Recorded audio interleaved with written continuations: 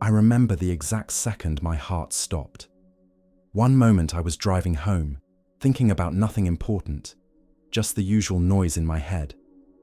Then, out of nowhere, the truck came.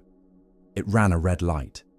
There was no time to react, just a blinding flash, a sound like the world tearing apart, and silence. But I didn't feel pain, not even fear.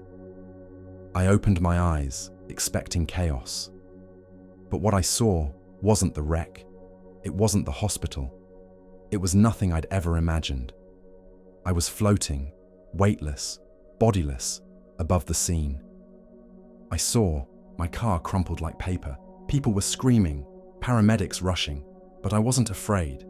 I felt peace, a deep, impossible peace that held me like warm light. And then came the strangest thought. I'm dead, but I'm still me.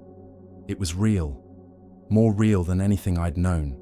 The colors were brighter, the sounds richer, every moment stretched wide open like eternity. And then I felt a presence. Not someone walking up to me, not a figure in the distance. A presence, capital P, so immense, so full of love, it filled everything. I didn't see a face, but I didn't need to. I knew it was God, not a theory, not a story, not someone I believed in or didn't. It was Him. He didn't speak with words. It was like thoughts were shared instantly, directly, with absolute clarity. And the first thing He said, if you can call it said, was this: "You are not dead, because death is not real. You are more alive now than ever before." That voice, if I can call it a voice, knew everything about me, not just my name or my past, but me. Every thought I had ever had, every fear I never shared, every secret, and yet there was no judgment, only love. I didn't have a body anymore, but somehow I could still feel. And what I felt in that moment was complete acceptance, like I belonged, like I was always meant to be here. It was overwhelming. I wanted to fall to my knees, but I had no knees. I wanted to cry, but there were no tears. There was just this presence, embracing me with light and warmth that had no end. He showed me my life, not as a punishment, not like a movie, but like a story. My story. I saw moments I had forgotten, moments I thought didn't matter. A kind word I gave to a stranger. A time I made someone smile when I felt empty inside. I saw how every small act of love had rippled outward, touching people I never met. And I also saw the moments I had hurt others, not with shame, but with understanding. God didn't condemn me. He let me feel what they felt, their pain, their sadness, and yet, even then, He was still holding me with love that never faded. I asked, "Why show me all this?" And the answer came like a warm wind through my soul. Because nothing is wasted. Everything you do matters. Every life touches another.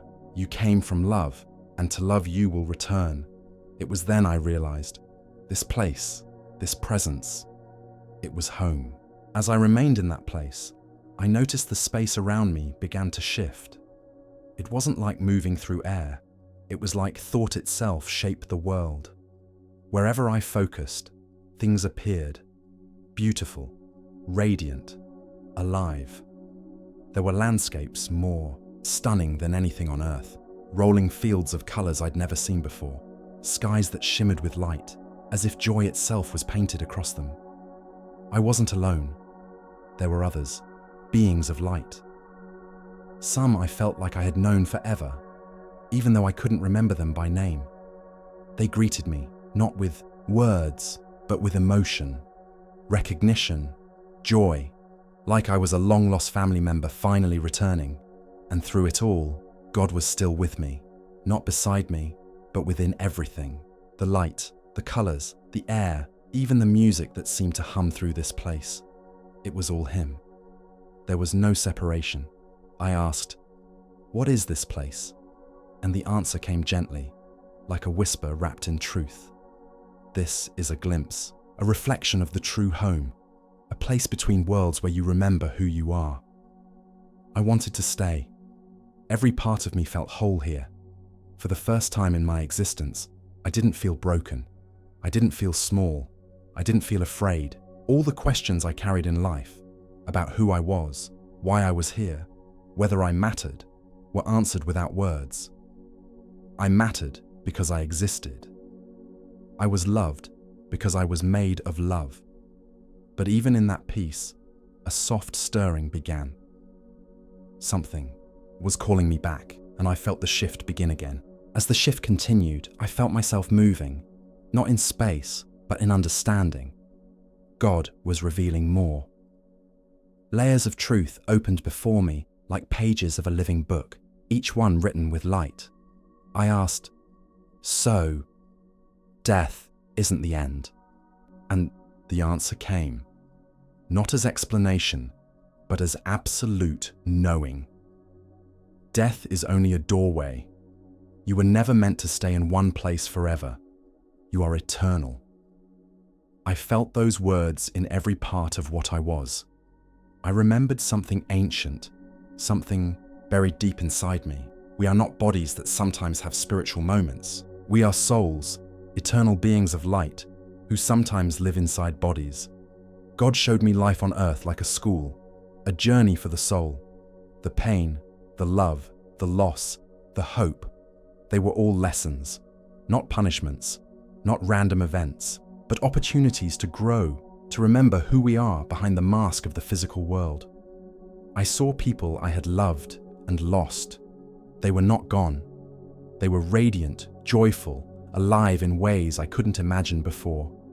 Some were still learning on other levels. Some were helping guide others like lights in the dark. No one was alone. No one was ever truly lost. Tears, if I could cry, would have flowed endlessly. All my life, I feared death. I feared the unknown. But now I saw the truth. There is no death, only transition, only transformation. The soul cannot be destroyed. It returns to light, to love, to God. And still, something in me began to ache. Not for myself, but for the people I had left behind. As that ache grew stronger, I began to feel the pull of earth again. It wasn't harsh. It was gentle, like a quiet voice calling me from a distance. I knew it wasn't time to return yet, but something important was happening. God allowed me to feel what the people I loved were feeling. I could sense my mother crying and calling my name, my brother pacing, angry at the world, my best friend sitting in silence, holding her phone and praying I would wake up. I wasn't just seeing their pain, I was inside it, and it broke me, in a way that even death hadn't. I asked, why let me feel this? And the answer came, soft and steady, because love connects everything. Their pain is a reflection of love, and love never ends. I realized then that our connections don't stop when we die. The love we give, the bonds we build, they stretch across dimensions. When we grieve, it's not separation. It's the heart remembering something deeper, something true. God showed me how every soul is woven together like threads in a great tapestry. We can't always see the pattern from where we stand, but from His view, everything is perfect. Every soul matters. Every act of love echoes through eternity. And then He said something I will never forget. You have more to do. Your time is not finished. They still need your light. I didn't want to leave, but I understood. My story wasn't over yet. I stood, if you could call it standing, at the edge of something vast. Behind me was peace, wholeness, love that had no beginning or end. Ahead was the world I had come from. Messy, painful, confusing, but also beautiful in its own fragile way. God didn't force me to return. There was no command, only a choice. If you wish, He said, you may stay, but if you return, you carry this light with you. You will remember what many forget, and you will help others remember too. I hesitated. How could I go back to a world that had felt so heavy, so broken? How could I live knowing what I now knew, knowing that this wasn't the end, that this place was home? But then I saw their faces again, my family, my friends, people who hadn't yet awakened to the truth, and I felt the calling, a quiet but powerful sense of purpose rising in me. I said, "If I go back, will I remember this?" God's response was gentle. "Not all of it, but enough. And in time, more will return to you. I will walk with you always." I agreed, not because I wanted to leave, but because I had to. Because love isn't just staying in the light. Sometimes love is returning to the dark, carrying the light within you. With that, I felt myself begin to fall, not down, but inward. Everything rushed past me. The light faded, the music dimmed, and then pain, real, physical, burning pain. I was back in my body. The pain was overwhelming. My chest was on fire. Every breath felt like knives. I heard shouting, beeping machines, hands pressing on me, voices saying, "He's back, we've got him." I wanted to scream, not from the pain, but from the loss. I had just left a place of pure peace, and now I was trapped in this broken shell again. My eyes opened, blurry and slow. Lights above me, cold air, chaos. I was in a hospital, but something was different. Even in the pain, even in the confusion, I felt a quiet stillness inside me, a presence. He was still with me. Over the next days, doctors came and went. I survived injuries that should have killed me. They called it a miracle. But they didn't know the real miracle wasn't that I lived. It was what I brought back with me. At first, I didn't tell anyone. How could I explain something so sacred, so beyond words? But I began to notice things. I could feel people's emotions more clearly. I could sense peace or pain just by being near someone. And more than that, I had no fear of death. None. Because I knew the truth now. Death isn't real. We are eternal. I had seen it, felt it, lived it, and that truth began to change everything. After I was discharged from the hospital, the world felt different. The sky looked brighter. People's voices sounded deeper. Even the silence between words carried meaning. Everything had a kind of glow, subtle, but real. I didn't tell many people at first. I was afraid they wouldn't understand, that they'd think it was just the trauma talking or some hallucination. But the experience didn't fade. In fact, it stayed with me like a second heartbeat. Quiet, steady, always present. I started noticing small things. How a stranger's smile could lift a heavy day. How a kind word could change someone's path. I began to realize that every moment, every encounter was part of something bigger. I no longer chased success or feared failure the way I used to.